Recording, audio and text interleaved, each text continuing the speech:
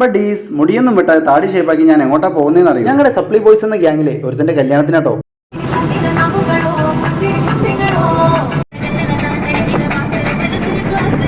അങ്ങനെ ശിശോഭിന്റെ കാറെടുത്ത് പാട്ടും വെച്ച് വൈബായി നേരെ ദീപ്തന്റെ വീട്ടിലേക്ക് എല്ലാവരും മാറി മാറി കെട്ടിപ്പിടിച്ച് സന്തോഷവും പ്രകടിപ്പിച്ചേ. ലെവനാണ് കേട്ടോ ശിശോ. ഞങ്ങളുടെ ഗ്യാങ്ങിൽ തന്നെ ശിശുവാണ്. PSC എഴുതി ജോലി കിട്ടി കോടതിയിലാണ് വർക്ക്. ഇത് കല്യാണ ചെറുക്കൻ ദീപ്തൻ. PSC എഴുതി VU ആയിട്ട് ജോലി ചെയ്യുവാട്ടോ. ഇത് രണ്ടും ശ്രീജേഷും പ്രവീണും. പിന്നെയുള്ളത് മഹേഷും കൃപിനും. പറഞ്ഞവരെല്ലാം PSC ട്രൈ ചെയ്തുകൊണ്ടിരിക്കുകയാണ്. അങ്ങനെ നൈറ്റ് ഭക്ഷണം കഴിച്ച് നേരെ ശിശോഭിന്റെ വീട്ടിലേക്ക് തന്നെ വന്നു. കുറെ നാളുകൾക്ക് ശേഷമാണ് ഇങ്ങനെ ഒന്ന് കൂടുന്നത്. അങ്ങനെ ഉറക്കൊന്നും വരാതെ 3 മണിയിൽ സംസാരിച്ചിരുന്നു. ആ ദിവസം അങ്ങനെ കഴിഞ്ഞു. കല്യാണ ദിവസം രാവിലെ തന്നെ ഇവരെ എണീപ്പിച്ചു. നേരെ പോകുന്നത് കല്യാണ മണ്ഡപത്തിലേക്കും. എല്ലാ കല്യാണത്തിനും കാണുന്ന പോലെ പല വിധത്തിലുള്ള പോസും കാണിച്ച് ഫോട്ടോഷൂട്ടും ചെയ്തു. എനിക്കാണെങ്കിൽ ഫോട്ടോ എടുക്കാൻ തീരെ താല്പര്യമില്ല. നമ്മുടെ വീഡിയോയ്ക്ക് വേണ്ടി ചെറിയൊരു പോസും കൊടുത്തു നിന്നു. അത് കഴിഞ്ഞപ്പോഴാണ് കല്യാണ ചെറുക്കന്റെ വരവ്. അങ്ങനെ അവരുടേതായിട്ടുള്ള ആചാരവും കണ്ടു. ഇതാണ് ദീപ്തന്റെ അമ്മയും പെങ്ങളും. അപ്പോ ഞങ്ങൾക്കും അമ്മയും പെങ്ങളുമാണ്.